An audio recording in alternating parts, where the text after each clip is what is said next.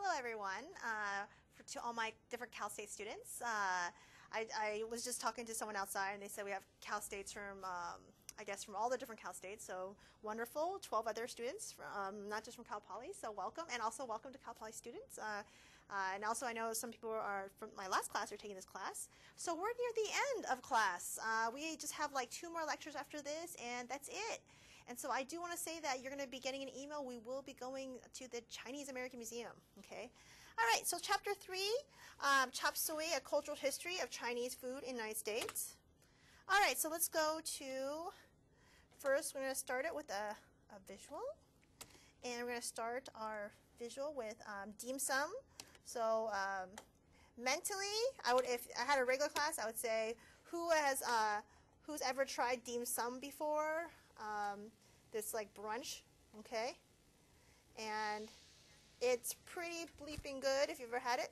So we're going to start this lecture off with the amazement of Chinese food, which is so diverse.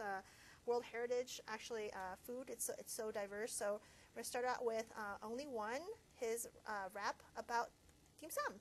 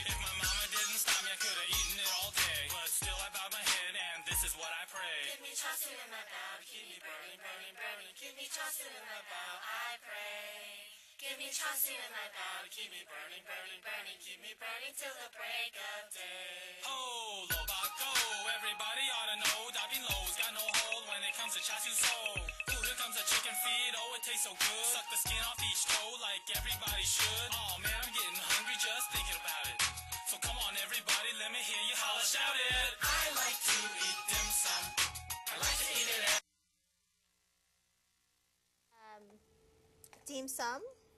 I think that dude went to UCLA. All right.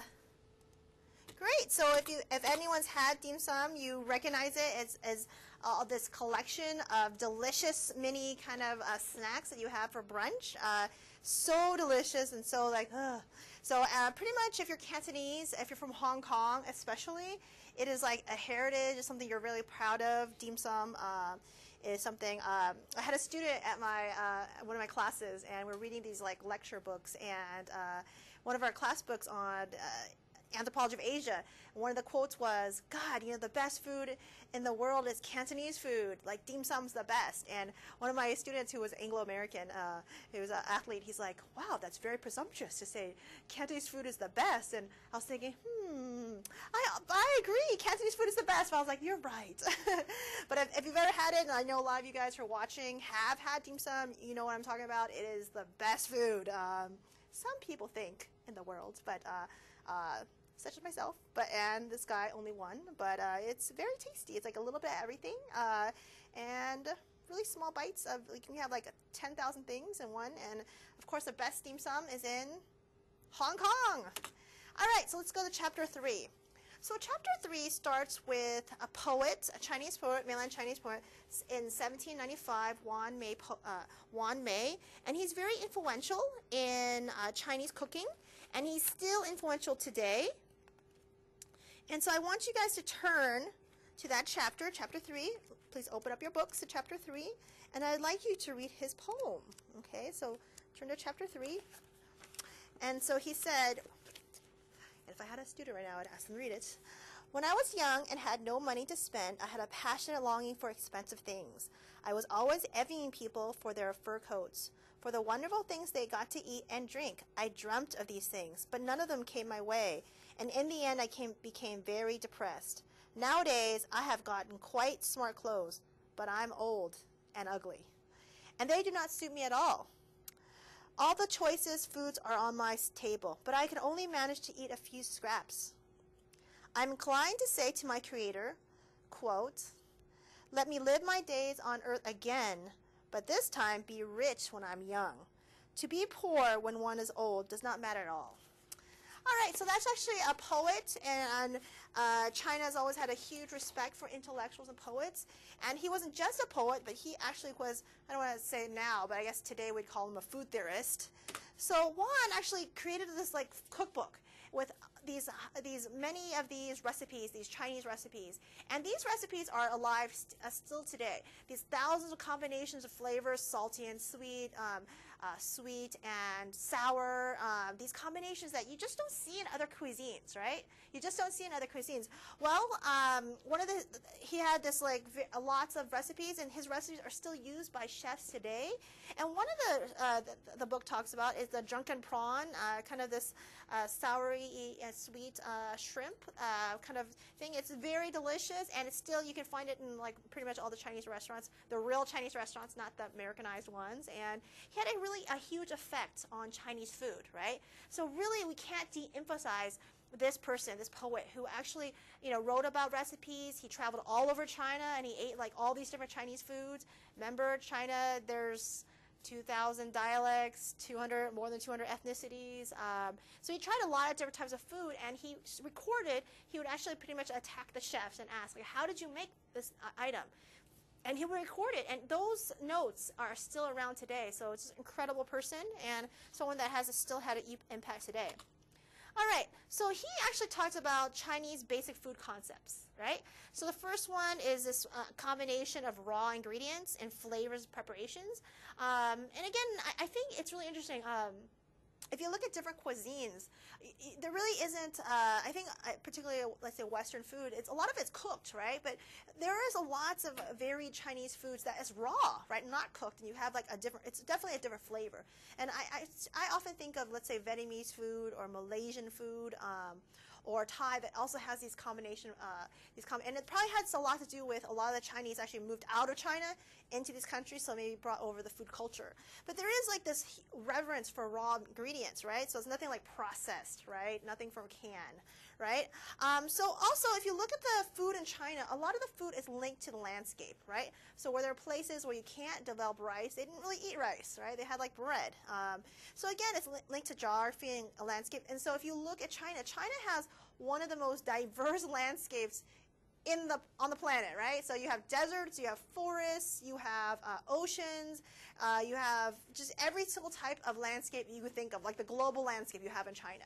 Well, that's going to affect the food. And so the food in different types of different places of China is very diverse and pretty wonderful. Okay. Now, controversial, according to the 2002 Sino-Swedish DNA studies, the first domestic animals that were actually domesticated were dogs, okay? And those are dogs from wolves. And yes, they use these dogs to hunt. Yes, I'm going to go there. But they also use these dogs to, that's right, I don't want to say it, manger, yes, eat. Okay, so yes, there has been a tradition. Not all Chinese people eat dogs, but you know, you do see in their DNA studies that there was some dog eating, and even today, if you go to parts of China, and I've been there several times, if you like dog, I would like to just tell you that when you get your hot pot and you see the menu, and there's something that says fragrant meat, okay, so to my non-Chinese listeners, that means dog.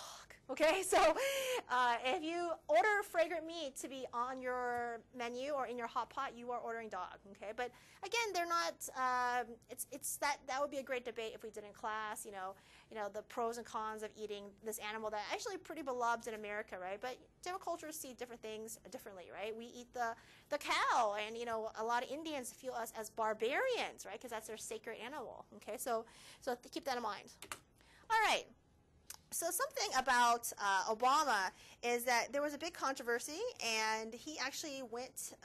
He signed a kind of these anti-food bills, and he actually went to a Chinese restaurant, and then this Chinese restaurant actually served shark fin soup. Okay, and so it's still like a taboo. And actually, if anyone's seen, I don't know if where you guys are from, but on cable, there's kind of like this show called The Sea Shepherd, where it's like Bob Barker. He funds these different vessels, and where they kind of usually they kind of do anti-whaling, but they actually do everything. They also do anti-sharking as well, and it's still very controversial. And so let's see if we can watch like a small 30-second clip of shark fin. Okay. So here is there is the article where Obama's shark fin soup controversy. He eats a restaurant that still serves shark fin. It is not taboo at all in America, and actually in Asia. In fact, if you have a wedding, right, and if you don't have shark fin soup, you know people will consider you cheap, right?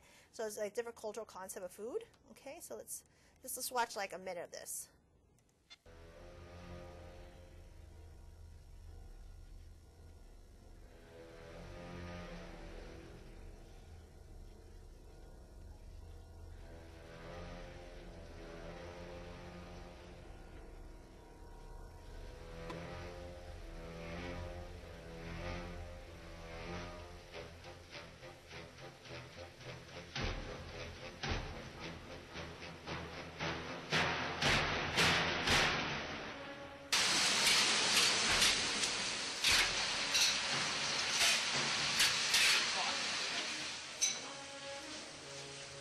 So good.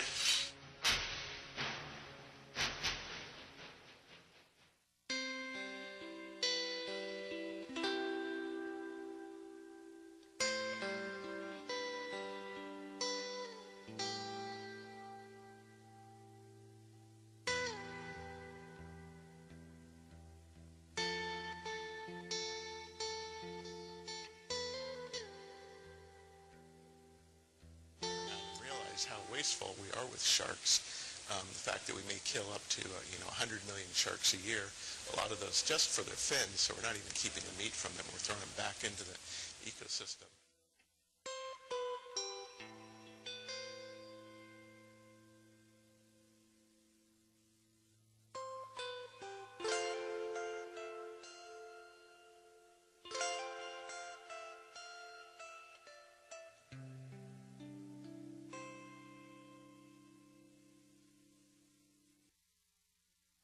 Again, this is a really controversial practice, and actually in my Anthropology of Asia class, we talked about it, and our big debate was, should Japan have whaling? And the argument was, for pro and con, it's really part of their national culture, but also part of their economy, right? Because you know, you're talking about thousands or if not millions of people who depend somehow through that like whaling industry, right? And particularly after World War II, people were just starving. There was nothing to eat, so whales became a way to eat. And actually, one could probably make the argument. I myself do not eat shark fin at all, but I can see both sides. Why people argue if it's good or bad, but it has been in Chinese food culture for a long time, guys. And if anyone's been to a Chinese wedding, it is generally in a Chinese wedding, right? And if you don't have, you're considered cheap, right? So it is very controversial. If you go to all the 7-Elevens in China or 7-Elevens in Hong Kong, you get like fake shark fin soup, which is, I've never really had the real one, so it tastes good to me, the fake one, so I don't know. But again, it's still very controversial today, and kind of Obama kind of got embroiled into it because he went to a restaurant that served shark fin soup. All high-end Chinese restaurants generally serve shark fin soup, so that would be something you could write in your blog. All right, so obviously different parts of China are very diverse, and so their food culture is very much according to their geography. So in northern parts of China, they don't eat rice, right? That might be shocking, right? And they actually eat bread. They mostly eat bread, much taller, like 6 foot tall Chinese people. And the southern part of China, you know, they're shorter and they eat rice, okay? And then you have parts of China that eat neither rice or bread, and they eat dumplings, right? So again, really diverse Chinese food culture, thousands of different types of recipes. So it's always funny when people say, I love Chinese food, and the next line is, I love Panda Express, and I think all Chinese people go, oh my God, okay? That's not even Chinese food, okay? But again, that could be your paper. Is Panda Express Chinese food, or is it not? I don't know. You could make an argument it is, but you'd really have to prove it. And what? Because, for instance, there is no broccoli in China, okay? So you could never get beef and broccoli, and good luck finding orange chicken, because that doesn't exist in China, okay? So, and of course, the fortune cookie was invented in America by Japanese, okay? So again, that was not, it's not even Chinese at all. It's from a Japanese dish, okay, a Japanese thing. All right, so something really important to know is scholars, they date the birth of Chinese culture to the centuries of between 3000 and 1554 BCE, and the area is stretching from the Pearl River Delta in the south to the Great Wall to the north. So that's a pretty large swath of area. All right, so here's like kind of a kawaii picture of Chinese food, right? It's really funny because actually when you go travel around the world, and there's a great documentary I would like you to watch called Chinese Restaurants, where this guy, he basically goes all over the world Chinese restaurants. And the funny thing is, like, there's Italian Chinese food, and it's like pasta, and there's like fajita Chinese food, but you know, to anyone Chinese, it's like, oh, it's like unrecognizable. Like, what is this? But anyway, this is actually a Chinese representation of food from Japan, right? So this is what they consider Chinese food, right? So the funny thing is they put the actual egg roll, but sorry, the fortune cookie, but fortune cookies were taken from the Japanese internment camps people. So it was like so it's really funny. It's like going back to Japan, and they're putting the eyeballs. So how cute, right? All right. So in China, cooking is considered an art. It's considered an art form, actually. And I want you guys to think, look at this cute little, I don't know. I can't be a weathercaster. Look at this cute little picture. It's like the cutest thing, right? A lot of Chinese and Japanese women and Korean women, what they do is they will make these little balls for their kids. They go to school, and it's so cute and adorable, right? And, you know, there's elaborate food culture, elaborate food shows. Remember, the Iron Chef is originally from Japan, okay? So can you guys think of any other culture that just, like, loves food this much and so full of variety and taste and, you know, just, like, seriously taking food seriously, right? Because remember, Chinese people just don't think of food as food. They think of it as medicine. They think of it as healing properties. They think of it as, you know, hot and cold. They can change your body up and down. And also art, right? And so let me think. What do you guys think? Maybe you guys can put in your blog. What do you think as food culture? The only country I can think of, and there's probably like lots of countries who think of food as art, is I want to say France, because they take their food pretty seriously. What is it about Americans? I want you guys to put that on your blog. Write it in. We're the fastest eating people on the planet. So we eat food like we invented the fast food, okay? And the average American eats like 20 minutes, right? 10, 20 minutes, 15 minutes. The average Frenchman eats for an hour and a half to 2 hours. So guys, what is the deal? Why are we like gulping down our food in like 15 minutes where everyone else in the world just eat slower, and and sometimes in France it's like more calories, but we eat faster, but we actually eat just continuously all day. But what is the deal? Why do we have to eat so fast? Okay, Americans are the fastest eating people on the planet. Okay, and so very interesting. And we're also, that's right, we are the fastest eating, but America is also the #1 in obesity. Yes, Americans are the #1 most obese people actually in the world. When I was teaching in Hong Kong, some of my students actually showed me these websites. And apparently there's these websites called Fat American in different countries, right?